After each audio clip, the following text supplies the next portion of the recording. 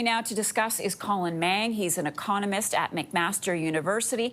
Colin, thanks so much for being with us. So the cut was 25 basis points. What does that mean for Canadian consumers? This is going to be a very good thing for Canadian households, especially for families that are having mortgage renewals come up pretty soon. We've been hoping for a rate cut now since March. It's been a while since the bank has cut the rate, but this is going to be a really good thing. As the economy is starting to slow down, this is going to give families just a little bit of extra borrowing capacity and really help to drive consumer spending forward again. What did you make of Tiff Macklem's tone? He said the governing council was less forward-thinking this time.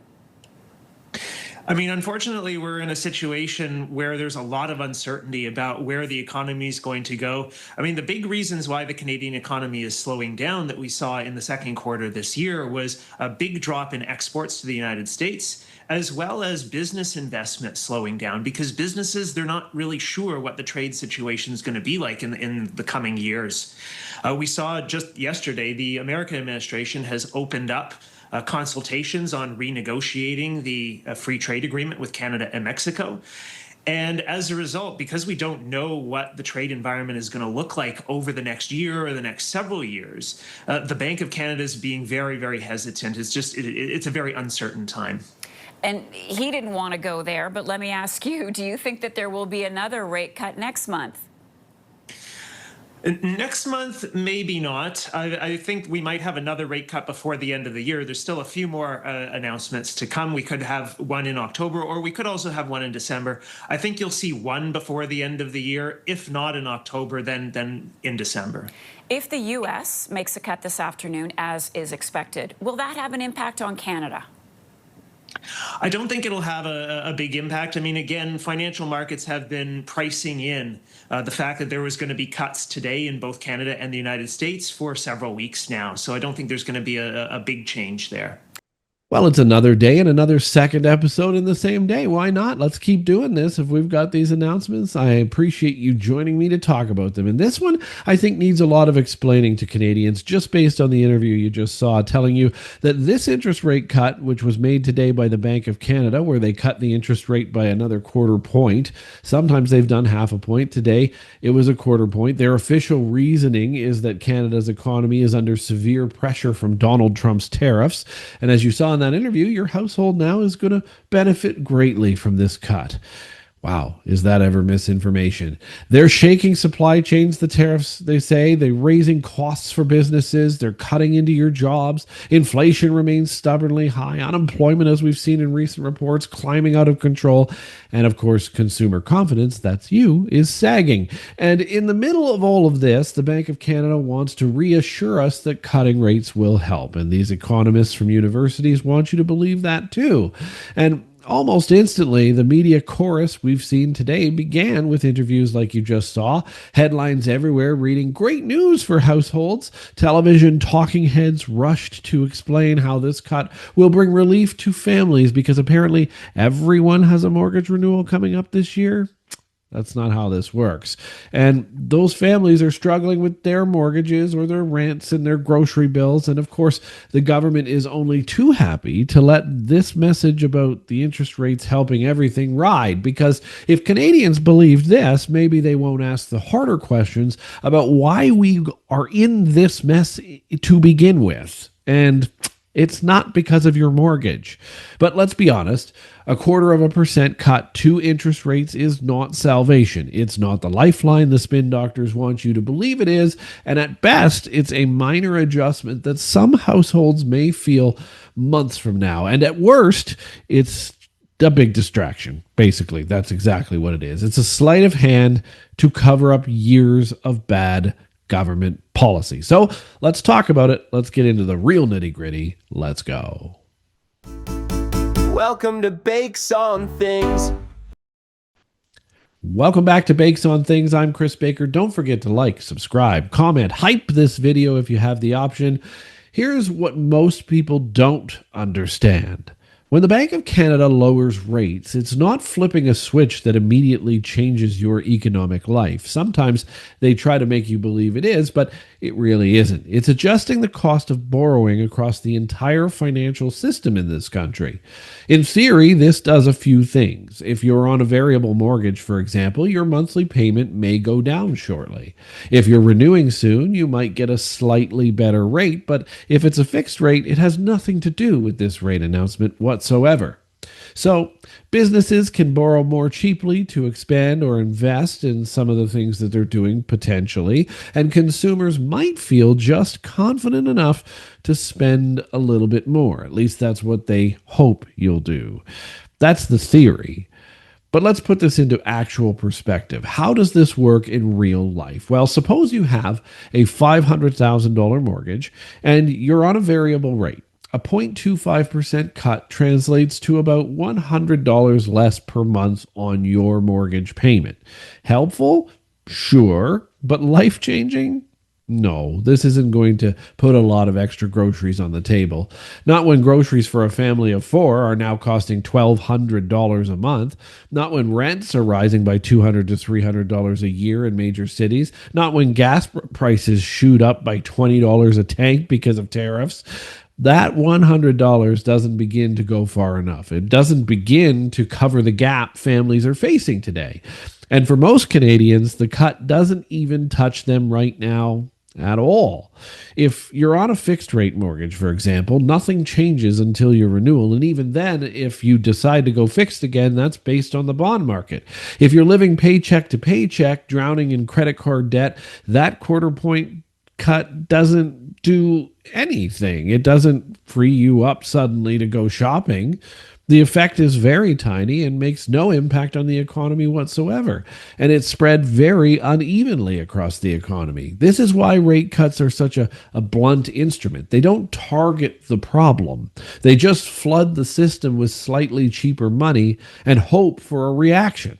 It's like prescribing aspirin for a broken leg. Yes, it dulls the pain a little bit, but it doesn't fix the bone. You need a cast for that. And that's just the reality of that and the reality of how these rate cuts actually work and benefit you or don't. And here's where the false hope really kicks in. When the Bank of Canada cuts rates, the effect is not immediate. It's not today. It takes months, sometimes 6 months, sometimes a year or more before you see the full ripple effect through the economy from this particular rate cut. Think about a business owner deciding whether to expand a factory or not. They don't greenlight construction the day after a rate cut. It's not like everything starts to build now because the rate was cut today. They need months to plan it. They need to forecast the demand. They need to line up the financing. By the time the expansion is underway, the economic conditions may already have shifted again. So this really is more of a Band-Aid on a heavily bleeding cut. Think about a family with a fixed mortgage. Their payment doesn't change until renewal, right? Which could be 2 or 3 years away. So nothing happens there, and it only happens even if they go variable. That means the supposed relief being trumpeted today won't touch that family at all for still another 2 or 3 years. And think about consumer psychology. People don't suddenly rush out to buy cars or homes or appliances because Tiff Macklem told them that they're going to get a quarter point less on their interest rate, especially not when inflation is high and job security is very low right now. In fact, when people feel uncertain, they tend to save, not spend. No matter what the rate is, they don't care what Tiffy Boy says. They only sit there and care about what their wallet and their bank account says. This is why rate changes are often compared to steering a giant ship. You turn the wheel today, but the ship doesn't actually change any direction until miles later. Politicians and media love to make it sound instant, but the truth is that the lag is built in here, and that lag means Canadians shouldn't expect any overnight miracles. So why do they continue to do it this way? Why do they continue to explain rate cuts to you in the way that they do? Why do they do this overall? Well, why does every rate cut get spun in as a win for households? I mean, this has been happening for decades because it buys time. That's why. It buys time. It creates the illusion of action. Politicians can point to the cut and say, look, something's being done about our economy. The media can frame it as relief, and Canadians desperate for any good news will cling to it as, well, hey, interest rates dropped yesterday. Did you hear that? Over your coffee tomorrow morning. But let's be real. This isn't about helping you. It's about helping them. Lower rates help the government finance its own enormous debt more cheaply. They help corporations refinance loans. They make life easier for big, huge borrowers, not the individual borrower, not necessarily for everyday Canadians like yourselves. And rate cuts are also cover for bad government policy. That's exactly what this is. Make a bad policy, it costs us too much, it ruins our economy, cut the rates. They're the Band-Aid slapped over wounds that were created by years of reckless decisions by the Liberal government. The housing crisis, for example, well, that wasn't caused by interest rates. That was caused by governments flooding the country with immigration, with demand, while choking off supply. The inflation crisis itself, well, that wasn't caused by Donald Trump alone. That was already going. That was going for the last decade. That was fueled by overspending, by carbon taxes, and by bad trade policy. Rate cuts don't solve those problems, and especially don't solve those problems as quickly as the mainstream media wants you to believe. They just hide them for a while. It's like putting that monster back in the closet. Eventually, he's going to come back out. Let's drill down on this. Who really wins when rates fall? If you're on a variable mortgage, maybe you save $100 a month. If you're a business owner with strong credit, maybe you shave a few thousand off your interest expense.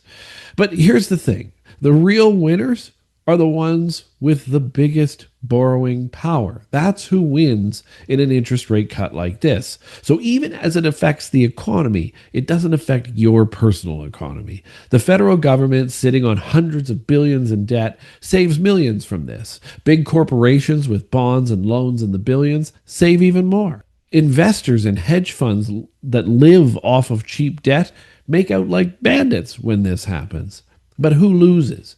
Well, people who are savers, seniors, pensioners, people on fixed incomes.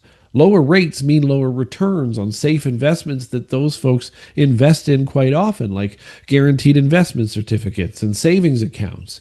Your retirement nest egg doesn't grow.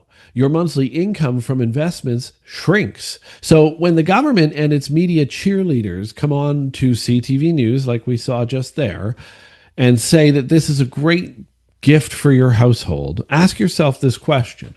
Are they talking about my household, or are they talking about their households, their big mansions and their corporations? Because there is a bigger picture here, that's for sure. And this is maybe the most important point we make in this episode today. Rate cuts are not a growth strategy. They don't grow the economy. They're not substitute for real reform for the mistakes that the government has made. They are, at best, a temporary relief. At worst, they're a dangerous illusion. Because the real problems in our economy are structural. Everything is structural here. We don't build enough homes. That's the bottom line. Interest rates don't affect that. We don't attract enough investment from other businesses. They might slightly affect that. We tax too much and regulate too heavily. Our productivity is absolutely stagnant in this country. Our trade relationships are very weak, as we know. None of those problems get fixed with a quarter-point cut of the interest rate. It's like treating lung cancer with cough syrup. The symptoms might ease a little bit because of what the syrup does, but the disease itself keeps on growing. That's what rate cuts are. Symptom management, reactive symptom management for a disease that requires a difficult surgery, probably one that's 16 months long or more. So we get this false hope cycle built for us, but then we're so disappointed at the end. This is why. Because we are stuck in this cycle. Rates get cut. The government and the Bank of Canada take credit for a big move economically.